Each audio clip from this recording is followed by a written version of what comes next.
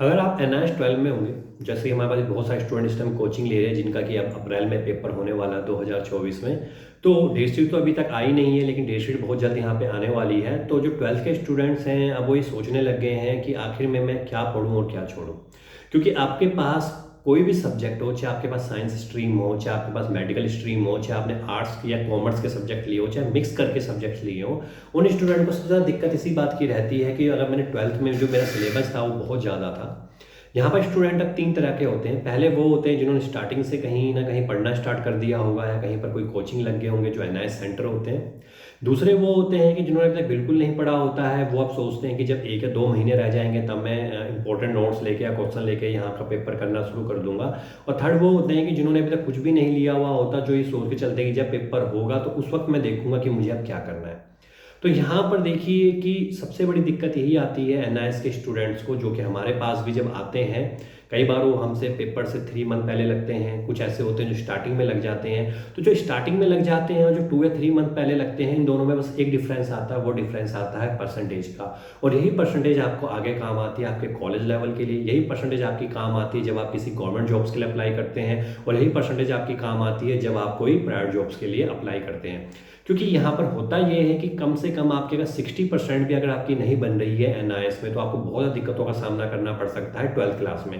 क्योंकि बहुत से ऐसे कॉलेजेस हैं जो 60 से कम को एडमिशन नहीं देते हैं। बहुत से ऐसे कॉम्पिटिटिव एग्जाम मिलेंगे आपको देखने को जहाँ पे 60 से कम का एडमिशन नहीं देंगे। और बहुत से ऐसे हमारे पास क्वेरी खुद आती है कि मेरे फिजिक्स में मेरे 50 नंबर बने थे, या मेरे किसी इंग्लिश में मेरे 40 नंबर बने थे, लेकिन जब मैं कंपनी में जॉब कर रहा हूँ तो वो मुझे ये कह रहे हैं कि जब आपकी परसेंटेज इतनी नहीं, कम से कम आपकी 60% होनी चाहिए थी।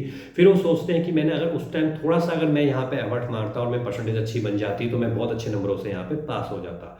तो इस तरह की बहुत सी दिक्कतें स्टूडेंट को सामना करना पड़ता है, और यही डिफरेंस हमने अपने कोचिंग में भी देखा है कि जो 2 मंथ पहले आते हैं उनकी परसेंटेज कम होती है, पास वो हो जाते हैं लेकिन परसेंटेज उनकी कम रहते हैं। लेकिन जो स्टार्टिंग लेवल से ही कोचिंग कर रहे होते हैं उनकी परसेंटेज कम से कम 70+ तो क्रॉस कर ही जाती है। अब बात कर लेते हैं यहाँ पर कि अब आपको क्या करना है अगर आपने कुछ भी नहीं किया हुआ है तो सबसे पहले तो अब आपको ये करना है कि जो प्रीवियस ईयर के पेपर आपके हैं, वो प्रीवियस ईयर के पेपर आप कहीं से डाउनलोड कर लीजिए। इंटरनेट पे अवेलेबल होते हैं, वहाँ से आप डाउनलोड कर लीजिए। उन प्रीवियस ईयर के पेपर को करने की कोशिश करिए, चाहे वो 2 साल पुराने चाहे 3 साल पुराने हैं।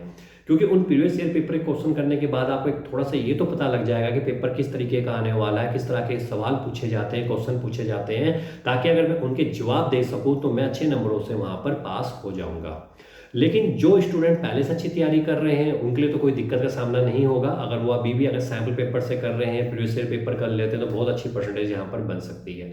लेकिन जो स्टूडेंट ने अभी तक कुछ भी नहीं पढ़ा है, कुछ भी नहीं किया है, और लगभग अब 10-15 दिन के बाद उनके पेपर होने वाले हैं, तो उनको बस इस बात का ध्यान रखना है कि अभी से ही आप क्या करिए, आप कोई सैम्पल पेपर ले लीजिए और सैम्पल पेपर को करना शुरू कर दीजिए, और जितना हो सके हर चैप्टर में से एक के क्वेश्चन को तैयार कर लीजिए। क्योंकि अगर ऐसा भी आप करके चलेंगे और उसमें कुछ भी लिखेंगे तो हो सकता है कि आपकी कोई कंपार्टमेंट SYCT ना आए और आप यहाँ पर अच्छे नंबरों से पास हो जाए। तो यही जो पूरा प्रोसेस है 12th वालों को फॉलो करना होगा, चाहे आपके विश स्ट्रीम के होंगे।